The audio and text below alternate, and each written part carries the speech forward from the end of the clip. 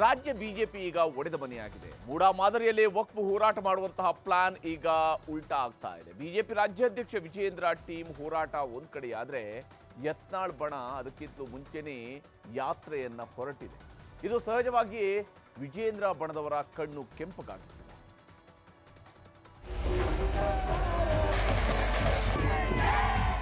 ನಮ್ಮ ಶಕ್ತಿ ಪ್ರದರ್ಶನ ಮಾಡ್ತೀವಿ, ನಾವೇನು ಅದಕ್ಕೂ ಹಿಂದುಳಿದಿಲ್ಲ.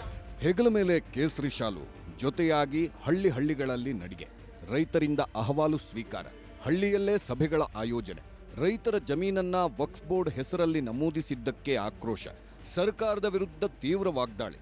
ಹೀಗೆ ಶುರುವಾಗಿದೆ ಶಾಸಕ ಬಸನಗೌಡ ಪಾಟೀಲ್ ಯತ್ನಾಳ್ ನೇತೃತ್ವದ ಬಿಜೆಪಿ ನಾಯಕರ ವಕ್ಫ್ ವಿರೋಧಿ ಹೋರಾಟ.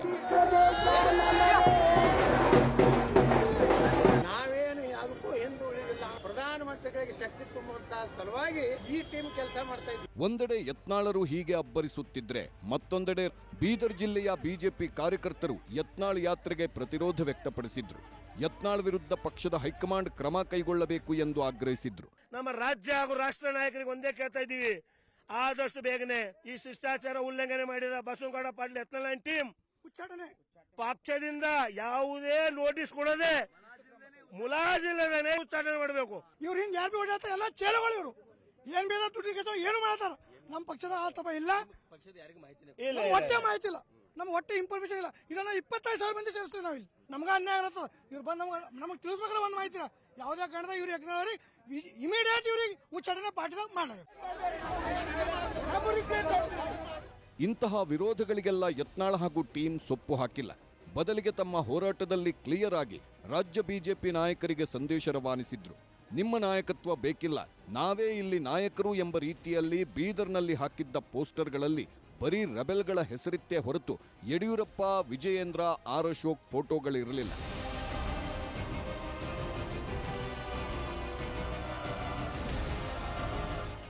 ಇಂದಿನಿಂದ ಡಿಸೆಂಬರ್ 25ರವರೆಗೂ ಯತ್ನಾಳ್ ಟೀಮ್ ಹೋರಾಟ ಮಾಡಲಿದೆ. ವಕ್ಫ್ ಹಟಾವೋ, ಭಾರತ್ ದೇಶ್ ಬಚಾವೋ ಘೋಷದಡಿ ಬಿಜೆಪಿ ಭಿನ್ನರ ಬಣದ ಯಾತ್ರೆ ಆರಂಭವಾಗಿದೆ. ಬೀದರ್ನ ಧರ್ಮಾಪುರ, ಚಟನಹಳ್ಳಿಯಿಂದ ಯಾತ್ರೆ ಶುರುವಾಯಿತು. ಗ್ರಾಮಸ್ಥರೊಂದಿಗೆ ಸಮಾಲೋಚನೆ, ಸಂವಾದದ ಬಳಿಕ ಪಹಣಿಯಲ್ಲಿ ವಕ್ಫ್ನಿಂದಾಗಿ ಸಮಸ್ಯೆ ಆಗಿರೋ ಬಗ್ಗೆ ಮಾಹಿತಿ ಪಡೆದರು. ರೈತರ ಪರ ನಾವಿರುತ್ತೇವೆ ಎಂಬ ಸಂದೇಶ ರವಾನೆ ಮಾಡಿದ್ರು.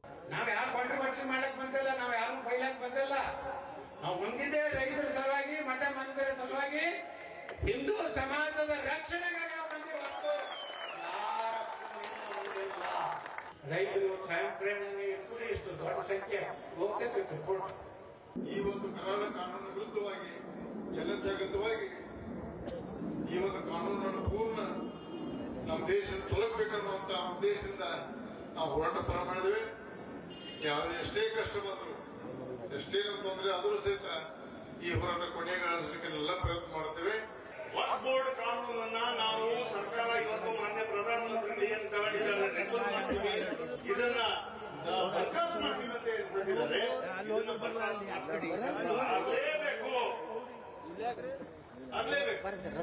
ರಾಜ್ಯದಲ್ಲಿ ಬಿಜೆಪಿ ಜೊತೆಗೆ ಮೈತ್ರಿ ಮಾಡಿಕೊಂಡಿರುವ ಜೆಡಿಎಸ್ ನಾಯಕ ಬಂಡೆಪ್ಪ ಕಾಶೆಂಪೂರ್ ಬೀದರ್ನಲ್ಲಿ ಸ್ಥಳೀಯ ಶಾಸಕ ಶೈಲೇಂದ್ರ ಬೆಲ್ದಾಳೆ ಜೊತೆಗಿನ ರಾಜಕೀಯ ಸಂಘರ್ಷದ ಕಾರಣಕ್ಕೆ ಬಿಜೆಪಿಯ ಭಿನ್ನರ ಟೀಮ್ಗೆ ಸಾಥ್ ಕೊಟ್ಟಿದ್ದರು. ಇನ್ನು ಹಳ್ಳಿಯಲ್ಲಿ ಸಮಾವೇಶದ ಬಳಿಕ ಬೀದರ್ ಡಿಸಿ ಕಚೇರಿವರೆಗೆ ರೆಬೆಲ್ಸ್ ನಾಯಕರು ಪಾದಯಾತ್ರೆ ನಡೆಸಿದ್ರು.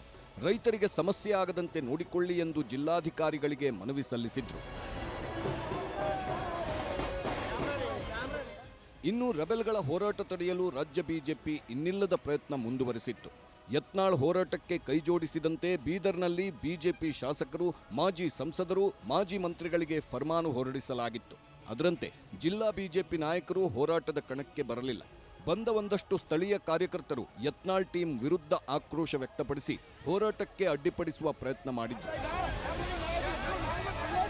ಪದೇ ಪದೇ ಮುಜುಗರ ಮಾಡುತ್ತಿರೋ ಯತ್ನಾಳ್ ವಿರುದ್ಧವೂ ಕ್ರಮಕ್ಕೆ ಒತ್ತಾಯಿಸಿ ಹೈಕಮಾಂಡ್ಗೆ ದೂರು ನೀಡಲು ರಾಜ್ಯ ಬಿಜೆಪಿ ನಿರ್ಧರಿಸಿದೆ. ಮಾನ್ಯ ಯತ್ನಾಳ್ ಅವರ ಹೇಳಿಕೆಗಳು ಪಕ್ಷಕ್ಕೆ, ಪಕ್ಷದ ಕಾರ್ಯಕರ್ತರಿಗೆ ಮುಜುಗರವನ್ನು ಉಂಟು ಮಾಡಿದ್ದಕ್ಕೆ ಇಲ್ಲಿಯವರೆಗೆ ಅವರಿಗೆ ರಾಜ್ಯ ಮಟ್ಟದಲ್ಲಿ ಯಾವ ರೀತಿ ತಿಳಿ ಹೇಳಬೇಕು ಅನ್ನುವಂತಹ ಪ್ರಯತ್ನಗಳು ಆಗಿದ್ದಾವೆ. ಇನ್ನು ಇದು ಅವರ ವಿರುದ್ಧ ಇಲ್ಲಿಯವರೆಗೆ ವರದಿಯನ್ನು ಕಳಿಸಿರಲಿಲ್ಲ. ಬಹಿರಂಗವಾಗಿ ಪಕ್ಷದ ಶಿಸ್ತನ್ನ ಯಾರೇ ಉಲ್ಲಂಘನೆ ಮಾಡಿದ್ರು ಕೂಡ ಅವರ ವಿರುದ್ಧ ಇನ್ನು ಮೇಲೆ ರಾಷ್ಟ್ರ ನಾಯಕರಿಗೆ ಗಮನಕ್ಕೆ ತರ್ತೇವೆ. ಪಕ್ಷದ ಹೆಸರನ್ನ ಬಳಕೆ ಮಾಡಿ ಅವರಲ್ಲೋಗಿ ಜಿಲ್ಲಾ ಅಧ್ಯಕ್ಷರ ಗಮನಕ್ಕೆ ಇಲ್ಲದೆ ಅವರು ಸಪರೇಟ್ ಆಗಿ ಮಾಡೋದಿದ್ರೆ ಜಿಲ್ಲಾ ಅಧ್ಯಕ್ಷರು ಕ್ರಮ ಸರಿ ಇದೆ. ಪಕ್ಷ ಶಿಸ್ತಿನ ಪಕ್ಷವೇ. ಕೆಲವರು ಶಿಸ್ತು ಮೀರಿ ಹೋದಾಗ ಅದನ್ನು ಸರಿ ದಾರಿಗೆ ತರತಕ್ಕಂಥದ್ದು ಪಕ್ಷದ ಮುಖಂಡರುಗಳ ಆದ್ಯ ಕರ್ತವ್ಯ. ಈಗ ಹೈಕಮಾಂಡ್ಗೆ ಗಮನ ಸೆಳೆಯತಕ್ಕಂಥ ಕೆಲಸವನ್ನ ಮಾನ್ಯ ಅಧ್ಯಕ್ಷರು ಉಳಿದವರು ಮಾಡಿದ್ದಾರೆ. ಈ ಮಧ್ಯೆ ಬಿಜೆಪಿ ಹೋರಾಟ ರೆಬೆಲ್ ನಾಯಕರ ಜಾಥಾವನ್ನ ಕಾಂಗ್ರೆಸ್ ಟೀಕಿಸಿದೆ.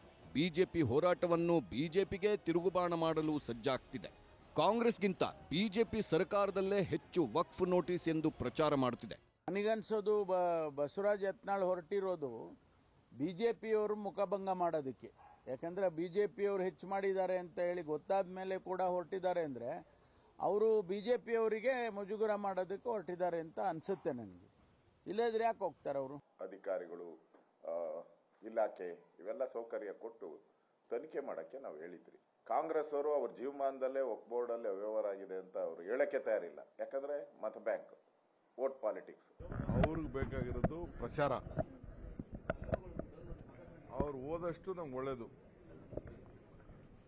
ಅವ್ರ ಮುಖಗಳನ್ನ ಕನ್ನಡಿಲಿ ನೋಡ್ಕೊಳ್ಳಿ ಅಂತ ಹೇಳಿದ್ದೀನಿ. ನಾವು ಫ್ಯಾಕ್ಟ್ ಎಲ್ಲ ಬಿಚ್ಚಿಡ್ತೀವಿ. ಈ ಲೀಡರ್ಗಳೆಲ್ಲ ಇದಾರಲ್ಲ, ಇವರು ಅದಕ್ಕೆ ಅವ್ರದ್ದು ಮುಚ್ಕೊಳ್ಳೋಕ್ಕೆ, ಅವ್ರದ್ದು ಇಂಟರ್ನಲ್ ಪ್ರಾಬ್ಲಮ್ಸ್ನ ಮುಚ್ಕೊಳ್ಳಿಕ್ಕೆ ಹೊರಟಿದ್ದಾರೆ. ನಾವು ಕಂಪ್ಲೀಟ್ ಎಲ್ಲ ಬಿಚ್ಚಿ ಬೇರ್ ಮಾಡ್ತೀವಿ. ಈಗ ಜನ ಅವ್ರನ್ನ ತೋರಿಸಿದ್ದಾರೆ, ವೇರ್ ದೇರ್ ಸ್ಟ್ಯಾಂಡ್ ಅಂತ ತೋರಿಸಿದ್ದಾರೆ. ಹೀಗೆ ಭರ್ಜರಿ ಬಹುಮತದೊಂದಿಗೆ ಆಡಳಿತ ನಡೆಸುತ್ತಾ ಗ್ಯಾರಂಟಿಗಳ ಮೂಲಕ ಜನಪ್ರಿಯತೆ ಗಳಿಸುತ್ತಿರುವ ಕಾಂಗ್ರೆಸ್ ವಿರುದ್ಧ ಒಗ್ಗೂಡಿ ಹೋರಾಡಲು ಬಿಜೆಪಿಗೆ ವಕ್ಫ್ ಬೋರ್ಡ್ ಪ್ರಕರಣ ಉತ್ತಮ ಅಸ್ತ್ರವಾಗಿ ಸಿಕ್ಕಿತ್ತು. ಆದರೆ ಒಡೆದ ಮನೆಯಾಗಿರುವ ಬಿಜೆಪಿಯಲ್ಲೀಗ ಒಬ್ಬ ನಾಯಕನ ಮಾತನ್ನ ಇನ್ನೊಬ್ಬ ನಾಯಕ ಕೇಳುತ್ತಿಲ್ಲ. ಇದರಿಂದಾಗಿ ಯಾರ ಮಾತು ಕೇಳೋದು, ಯಾರನ್ನ ಬಿಡೋದು ಎಂಬ ಗೊಂದಲದಲ್ಲಿ ಕಮಲ ಕಾರ್ಯಕರ್ತರು ಸಿಲುಕಿದ್ದಾರೆ. ಇದರಿಂದಾಗಿ ವಕ್ಫ್ ವಿರೋಧಿ ಹೋರಾಟದ ಪರಿಣಾಮ ಏನಾಗುತ್ತೆ ಎನ್ನುವುದನ್ನ ಕಾದು ನೋಡಬೇಕಿದೆ.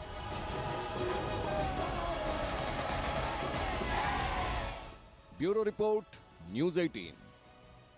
ನಿಖಿಲ್ ಸೋಲಿನ ಬಳಿಕ ಜೆಡಿಎಸ್ನಲ್ಲಿ ಬಹಳಷ್ಟು ಬೆಳವಣಿಗೆಗಳು ನಡೀತಾ ಇದ್ದಾವೆ. ಅದರಲ್ಲೂ ಕೂಡ ಜೆಡಿಎಸ್ನಿಂದ ಒಂದು ಕಾಲು ಹೊರಗಿಟ್ಟಿರುವಂತಹ ನಾಯಕರು ಈಗ ಇಡೀ ಪಕ್ಷವೇ ತಮ್ಮದು ಅಂತ ಹೇಳೋದಕ್ಕೆ ಶುರು ಮಾಡಿದ್ದಾರೆ. ಅಷ್ಟೇ ಅಲ್ಲದೆ ತಮ್ಮ ಜೊತೆಗಿರುವಂತಹ ಶಾಸಕರ ಬಲದ ಲೆಕ್ಕವನ್ನು ಕೂಡ ಹೇಳ್ತಾ ಇದ್ದಾರೆ.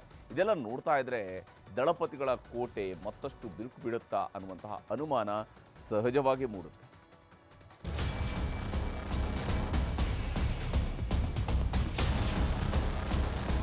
ರಾಜಕೀಯದಲ್ಲಿ ಅಧಿಕಾರ ಇದ್ರಷ್ಟೇ ಬೆಲೆ, ಅಧಿಕಾರ ಇದ್ರಷ್ಟೇ ಎಲ್ಲರೂ ಚೆನ್ನಾಗಿರ್ತಾರೆ.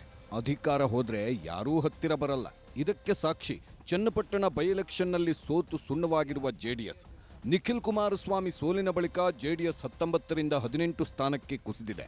ಈಗ ಇದೇ ಜೆಡಿಎಸ್ ಪಕ್ಷದ ಬಂಡಾಯ ನಾಯಕರೆಲ್ಲ ಒಂದಾಗ್ತಿದ್ದಾರೆ. ಇವತ್ತು ಜೆಡಿಎಸ್ನಲ್ಲಿ ಸಿಟ್ಟಾಗಿರುವ ಜಿಟಿ ದೇವೇಗೌಡರನ್ನ ಸಿಎಂ ಇಬ್ರಾಹಿಂ ಭೇಟಿಯಾದ್ರು, ಸನ್ಮಾನನೂ ಮಾಡಿದ್ರು. ಜೊತೆಗೆ ಜೆಡಿಎಸ್ ಪಕ್ಷ ನಮ್ಮದು, ನಾವು 12ರಿಂದ 13 ಜನ ಸೇರ್ಕೊಂಡು ನಿರ್ಧಾರ ಮಾಡ್ತೀವಿ ಅಂತಾನೂ ಇಬ್ರಾಹಿಂ ಹೇಳಿದ್ರು. ಜೆಡಿಎಸ್ನಿಂದ ನೋವು ಉಂಡಿರ್ತಕ್ಕಂಥವ್ರು ಅವರು ಒಬ್ಬರೇ ಅಲ್ಲ, ಸುಮಾರು ಒಂದು 10-12-13 ಜನ ಶಾಸಕರು ಮತ್ತು ಅನೇಕ ರಾಜ್ಯ ಮಟ್ಟದ ಜಿಲ್ಲೆಗಳಲ್ಲಿರ್ತಕ್ಕಂಥ ನಾಯಕರುಗಳು ಕೂಡ. ನಾನು ಇವರು ಜೆಡಿಎಸ್ ಕುಮಾರಸ್ವಾಮಿ ಸರಿಯಾಗ್ತಾರೆ ಅನ್ನೋ ಒಂದು ಕಲ್ಪನೆ ಇತ್ತು. ಈ ಮುಂದೆ ನಾನು ಜಿಟಿ ದೇವೇಗೌಡರು ಮತ್ತು ಇನ್ನು ಅನೇಕ ಜನ ಶಾಸಕರಿದ್ದೇವೆ, ಕೂತ್ ನಾವು ಮುಂದೆ ಏನು ಮಾಡಬೇಕು ಅಂತ ತೀರ್ಮಾನ ಮಾಡ್ತೀವಿ. ಅಲ್ಲ, ಸ್ವಂತ ನೆಲ ಈ ಮನೆಗೆ ಹೆಂಗೋ ಬೆಂಕಿ ಬಿದ್ದಿದೆ. ಈಗ ಈ ಮನೆ ಜೆಡಿಎಸ್ ಇಲ್ಲ ಅಂತ ಆಯ್ತು. ಇವತ್ತು ಇವ್ರ ಪರಿಸ್ಥಿತಿ ಚಿಂತಾಜನಕವಾಗಿದೆ. ಹೊಸ ಪಕ್ಷ ಕಟ್ಟೋದು ಅಥವಾ ಜೆಡಿಎಸ್ಸೇ ನಮ್ಮದು, ಅದನ್ನು ನಾವು ಕ್ಲೇಮ್ ಮಾಡೋದು, ಬೇರೆ ವಿರುದ್ಧ ಯಾಕೆ ಮಾಡಿ? ನಮ್ಮದೇ ಪಕ್ಷ ಅದು, ನಾವೇ ಒರಿಜಿನಲ್ ಗೇಣಿದಾರರು, ಪಾಣಿ ನಮ್ಮ ಹೆಸರಿಗಿದೆ, ನಾವ್ಯಾಕೆ ಹೋರಾಟ ಮಾಡೋದು?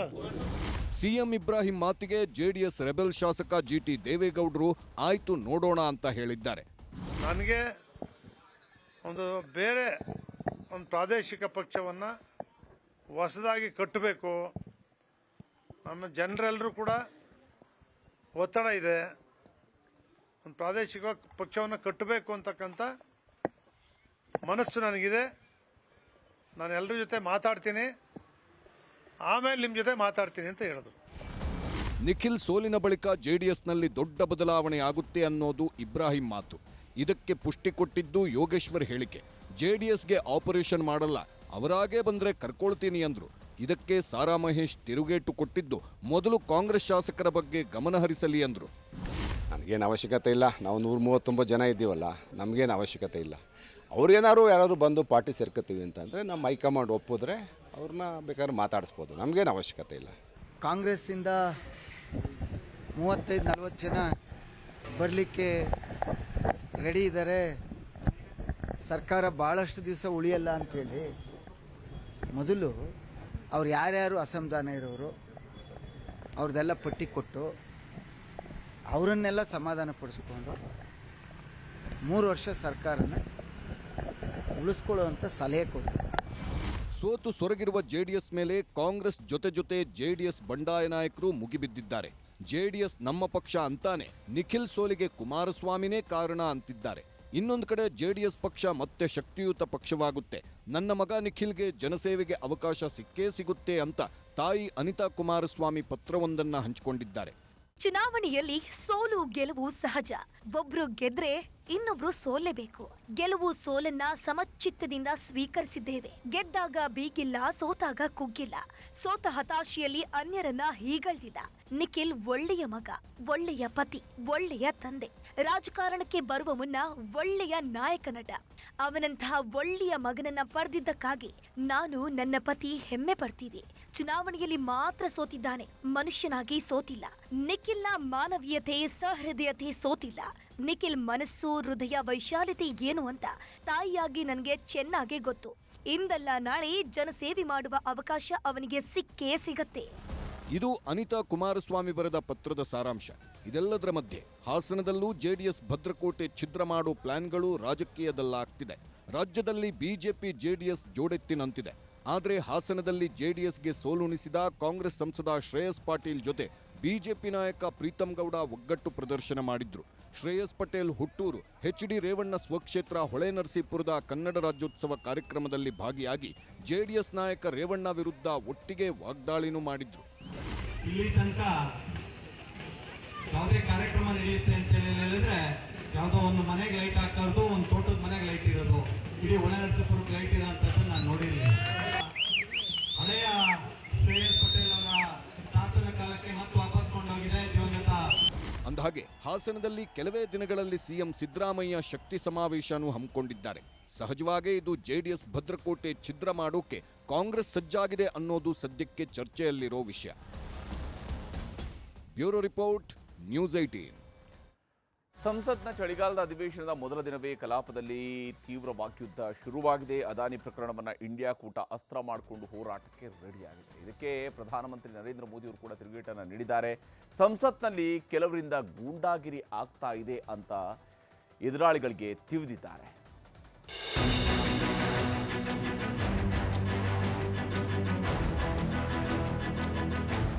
ಇಂದಿನಿಂದ ಸಂಸತ್ ಚಳಿಗಾಲದ ಅಧಿವೇಶನ ಆರಂಭವಾಗಿದೆ. ಸಂಪ್ರದಾಯದಂತೆ ಮೊದಲ ದಿನ ಅಗಲಿದ ಗಣ್ಯರಿಗೆ ಸದನದಲ್ಲಿ ಸದಸ್ಯರು ಸಂತಾಪ ಸೂಚಿಸಿದ್ರು. ಬಳಿಕ ಸದನ ಆರಂಭವಾಯಿತು. ವಿಪಕ್ಷಗಳು ವಕ್ಫ್ ಮಂಡಳಿ ವಿವಾದ ಹಾಗೂ ಮಣಿಪುರ ಗಲಭೆ ಕುರಿತು ಚರ್ಚೆಗೆ ಆಗ್ರಹಿಸಿದ್ವು. ಈ ವಿಷಯದಲ್ಲಿ ವಾಗ್ವಾದ ಆರಂಭಗೊಂಡಿದ್ರಿಂದ ಲೋಕಸಭೆ ಮತ್ತು ರಾಜ್ಯಸಭೆಯ ಕಲಾಪಗಳನ್ನ ಬುಧವಾರಕ್ಕೆ ಮುಂದೂಡಲಾಯಿತು.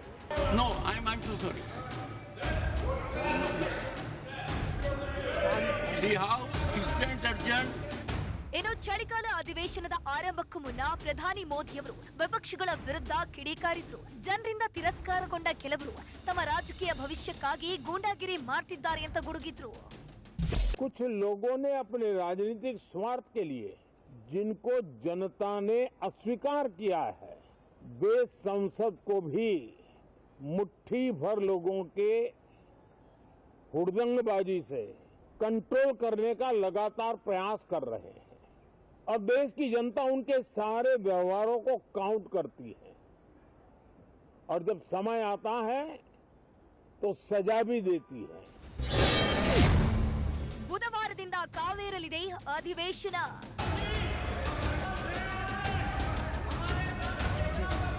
ಗಲಾಟೆ ಗದ್ದಲ ಉಂಟಾಗಿದ್ರಿಂದ ಬುಧವಾರಕ್ಕೆ ಕಲಾಪ ಮುಂದೂಡಿಕೆಯಾಗಿದ್ದು ಅಂದಿನಿಂದ ಅಧಿವೇಶನ ಮತ್ತಷ್ಟು ಕಾವೇರಲಿದೆ. ಹಲವು ಮಸೂದೆಗಳನ್ನ ಮಂಡಿಸಲು ಮುಂದಾಗಿರುವ ಮೋದಿ ಸರ್ಕಾರದ ವಿರುದ್ಧ ಮೊಗೆ ಬೀಳೋಕೆ ಪ್ರತಿಪಕ್ಷಗಳು ಸಜ್ಜಾಗಿವೆ. ವಕ್ಫ್ ಕಾನೂನು ವಾಪಸ್, ವಕ್ಫ್ ಮಂಡಳಿ ಪುನರ್ರಚನೆ ತಿದ್ದುಪಡಿ ಮಸೂದೆ, ಒಂದು ದೇಶ ಒಂದು ಚುನಾವಣೆಯ ವಿಧೇಯಕ, ಭಾರತೀಯ ಬಂದರುಗಳಿಗೆ ಸಂಬಂಧಿಸಿದ ವಿಧೇಯಕ, ಭಾರತೀಯ ವಾಯುಯಾನ ವಿಧೇಯಕ, ರಾಷ್ಟ್ರೀಯ ಸಹಕಾರ ವಿಶ್ವವಿದ್ಯಾಲಯ ವಿಧೇಯಕ ಸೇರಿ ಹೀಗೆ 16ಕ್ಕೂ ಹೆಚ್ಚು ಮಸೂದೆಗಳನ್ನು ಮಂಡಿಸಲು ಬಿಜೆಪಿ ಪಟ್ಟಿಯನ್ನ ರೆಡಿ ಮಾಡಿದೆ. ಮಸೂದೆ ಮಂಡನೆಗೆ ಅವಕಾಶ ಕೊಡದಂತೆ ನೋಡಿಕೊಳ್ಳಲು ಇಂಡಿಯಾ ಕೂಟನು ತನ್ನದೇ ಅಸ್ತ್ರಗಳನ್ನ ರೆಡಿ ಮಾಡಿಕೊಂಡಿದೆ. ಉದ್ಯಮಿ ಗೌತಮ್ ಅದಾನಿ ವಿರುದ್ಧ ಕೇಳಿಬಂದಿರುವ ಲಂಚದ ಆರೋಪದ ಬಗ್ಗೆ ಚರ್ಚಿಸಲು ಮತ್ತು ಉತ್ತರಿಸಲು ಇಂಡಿಯಾ ಒಕ್ಕೂಟ ಸಿದ್ಧವಾಗಿದೆ. ಅಲ್ಲದೆ ಗೌತಮ್ ಅದಾನಿ ಕೇಸ್ನಲ್ಲಿ ಪ್ರಧಾನಿ ಮೋದಿ ವಿರುದ್ಧವೂ ತನಿಖೆ ಆಗಬೇಕು.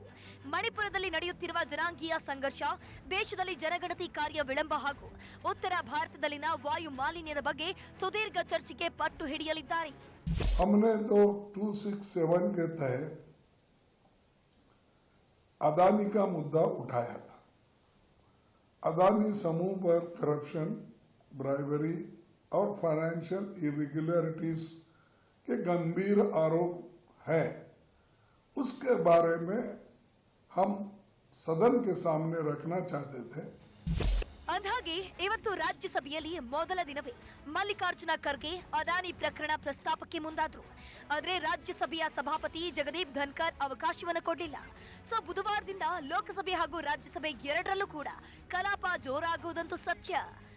Bureau report, news 18. ಈಗಾಗಲೇ ಮುಖ್ಯಮಂತ್ರಿ ಸಿದ್ದರಾಮಯ್ಯನವರ ವಿರುದ್ಧ ಲೋಕಾಯುಕ್ತ ತನಿಖೆ ನಡೀತಾ ಇದೆ. ಲೋಕಾಯುಕ್ತ ಪೊಲೀಸರು ಮುಖ್ಯಮಂತ್ರಿಗಳ ವಿರುದ್ಧದ 14 ಸೈಟ್ಗಳ ಹಂಚಿಕೆಯ ಕೇಸ್ನ ತನಿಖೆಯನ್ನು ಪೂರ್ಣಗೊಳಿಸಿದ್ದಾರೆ. ನಾಳೆ ಕೋರ್ಟ್ಗೆ ತನಿಖಾ ವರದಿ ಸಲ್ಲಿಸುವಂಥದ್ದು ಕೂಡ ಬಹುತೇಕ ಫೈನಲ್ ಆಗಿದೆ. ಇದರ ಮಧ್ಯೆ ಮೂಡಾ ಕಚೇರಿಯಲ್ಲಿದ್ದಂತಹ ಪ್ರಮುಖ ದಾಖಲೆಗಳನ್ನು ಸಚಿವ ಭೈರತಿ ಸುರೇಶ್ ಅವರು ಕದ್ದೊಯ್ದಿದ್ದು ಅದರ ಬಗ್ಗೆ ತನಿಖೆ ನಡೆಸಬೇಕು ಅಂತ ದೂರುದಾರರು ಆಗ್ರಹಿಸಿದ್ದಾರೆ. 140 ಕಡತಗಳನ್ನು ತಗೊಂಡೋಗಿದ್ದಾರೆ. ಒಂದು ವೇಳೆ ಆ ರೀತಿ ಕಂಡು ಬಂದ್ರೆ ಕ್ರಮ ತಗೊಳ್ತಾರೆ. ಸಿಎಂ ಸಿದ್ದರಾಮಯ್ಯ ವಿರುದ್ಧ ಮೂಡಾ ಹಗರಣ ಕೇಸ್. ನಾಳೆ ಕೋರ್ಟ್ಗೆ ಲೋಕ ತನಿಖಾ ವರದಿ ಸಲ್ಲಿಕೆ. ಮೂಡಾ ಮೈಸೂರು ನಗರಾಭಿವೃದ್ಧಿ ಪ್ರಾಧಿಕಾರದಲ್ಲಿ ನಡೆದಿದೆ ಎನ್ನಲಾಗಿರುವಂಥ ಸೈಟ್ ಹಂಚಿಕೆ ಹಗರಣ ಸಿಎಂ ಸಿದ್ದರಾಮಯ್ಯ ಕುಟುಂಬಕ್ಕೆ ದೊಡ್ಡ ಕಂಟಕವನ್ನ ತಂದಿದೆ. ಮುಡಾದಿಂದ ಪತ್ನಿ ಪಾರ್ವತಿಗೆ ಹಂಚಿಕೆ ಆಗಿದ್ದಂಥ 14 ಸೈಟ್ಗಳಲ್ಲಿ ಸಿದ್ದರಾಮಯ್ಯರ ಪ್ರಭಾವ ಇದೆ ಅಂತ ಗಂಭೀರ ಆರೋಪ ಇದೆ. ಈ ಹಗರಣವನ್ನ ಲೋಕಾಯುಕ್ತ ತನಿಖೆ ನಡೆಸ್ತಾ ಇದ್ದು ಕ್ಲೈಮ್ಯಾಕ್ಸ್ ಹಂತಕ್ಕೆ ಬಂದು ನಿಂತಿದೆ. 2 ತಿಂಗಳಿಂದ ನಡೆಸಿರುವಂಥ ತನಿಖಾ ವರದಿಯನ್ನ ಮೈಸೂರು ಲೋಕಾಯುಕ್ತ ಟೀಮ್ ನಾಳೆ ಕೋರ್ಟ್ಗೆ ವರದಿಯನ್ನ ಸಲ್ಲಿಸಲಿದೆ. ಮುಡಾ ಹಗರಣದಲ್ಲಿ ಮೊದಲ ಆರೋಪಿಯಾಗಿರುವಂಥ ಸಿಎಂ ಸಿದ್ದರಾಮಯ್ಯ, A2 ಸಿಎಂ ಪತ್ನಿ ಪಾರ್ವತಿ, A3 ಸಿಎಂ ಬಾಮೈದನ ಮಲ್ಲಿಕಾರ್ಜುನ ಸ್ವಾಮಿ ಹಾಗೂ ಜಮೀನು ಮೂಲ ಮಾಲೀಕ ದೇವರಾಜು 4ನೇ ಆರೋಪಿಯಾಗಿದ್ದು ಇವರೆಲ್ಲರನ್ನ ಲೋಕಾಯುಕ್ತ ಟೀಮ್ ವಿಚಾರಣೆ ಮಾಡಿದೆ. ಅಲ್ಲದೆ ಮೈಸೂರು ತಾಲೂಕಿನ ಕೆಸರೆ ಗ್ರಾಮದ ಸರ್ವೆ ನಂಬರ್ 464ರ 3.16 ಎಕರೆ ಭೂಮಿಯ ಸರ್ವೆ ವರದಿ, ಇದರ ಜೊತೆಗೆ ವಿಜಯನಗರ ಬಡಾವಣೆಯಲ್ಲಿ ಸಿಎಂ ಪತ್ನಿ ಪಾರ್ವತಿ ಪಡೆದಿದ್ದಂಥ 14 ಸೈಟ್ಗಳ ಮಹಜರು ವರದಿಯನ್ನ ನಾಳೆ ಕೋರ್ಟ್ಗೆ ಸಲ್ಲಿಸಲಾಗುತ್ತೆ. ಭೂಮಿ ಮಾರಾಟ ಹಾಗೂ ಸೈಟ್ ಹಂಚಿಕೆಗೆ ಸಂಬಂಧಪಟ್ಟಂತೆ ಮೂಡಾದ ದಾಖಲೆಗಳ ಪರಿಶೀಲನೆ, 2004ರಲ್ಲಿ ನಗರಾಭಿವೃದ್ಧಿ ಸಚಿವರಾಗಿದ್ದಂಥ ಬಚ್ಚೇಗೌಡರ ವಿಚಾರಣೆ, ಹಿಂದಿನ ಮೂಡಾದ ಆಯುಕ್ತರಾಗಿರುವಂಥ ನಟೇಶ್ ಮತ್ತು ಪಾಲಯ್ಯರ ಹೇಳಿಕೆಗಳನ್ನು ತನಿಖಾ ವರದಿಯಲ್ಲಿ ಉಲ್ಲೇಖ ಮಾಡಲಾಗಿದೆ. ಹಾಗೂ ಹಿಂದಿನ ಮೂಡಾ ಅಧ್ಯಕ್ಷರಾದಂಥ ಧ್ರುವಕುಮಾರ್ ವಿಚಾರಣೆ, ಮೈಸೂರು ನಗರಾಭಿವೃದ್ಧಿ ಪ್ರಾಧಿಕಾರದಲ್ಲಿ ಸಂಗ್ರಹಿಸಿದ ದಾಖಲೆಗಳು ಮತ್ತು ಹಗರಣದ ಬಗ್ಗೆ ದೂರು ನೀಡಿದಂಥ ದೂರುದಾರರ ವಿಚಾರಣೆ ಹಾಗೂ ಅವರಿಂದ ಸಂಗ್ರಹಿಸಿದ ದಾಖಲೆಗಳನ್ನು ಲೋಕಾಯುಕ್ತ ಅಧಿಕಾರಿಗಳು ಹೈಕೋರ್ಟ್ಗೆ ಸಲ್ಲಿಕೆ ಮಾಡಲಿದ್ದಾರೆ. ಎಫ್ಐಆರ್ ದಾಖಲಾದ ದಿನದಿಂದ ಹಿಡಿದು ಈವರೆಗೂ ನಡೆಸಲಾಗಿರುವಂಥ ತನಿಖೆಯನ್ನ ಎಸ್ಪಿ ಉದೇಶ್ 400ಕ್ಕೂ ಹೆಚ್ಚು ಪುಟಗಳ ವರದಿಯನ್ನ ಸಿದ್ಧಪಡಿಸಿದ್ದಾರೆ. ಲೋಕಾಯುಕ್ತ ಪರ ವಕೀಲ ವೆಂಕಟೇಶ್ ಹರಭಟ್ಟಿ ಹೈಕೋರ್ಟ್ಗೆ ಚಾರ್ಜ್ ಶೀಟ್ ಸಲ್ಲಿಸಲಿದ್ದಾರೆ.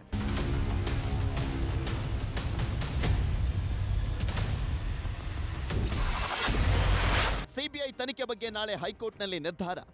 ಇನ್ನು ಲೋಕಾಯುಕ್ತ ತನಿಖೆಯಿಂದ ಮೂಡಾ ಹಗರಣದ ಸತ್ಯಾನುಸತ್ಯತೆ ಹೊರಬರಲ್ಲ.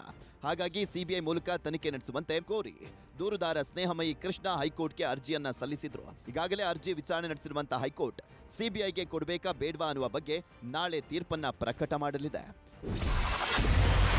ಮುಡಾದಿಂದ ದಾಖಲೆ ಕದ್ದರಂತೆ ಸಚಿವ ಭೈರತಿ ಸುರೇಶ್.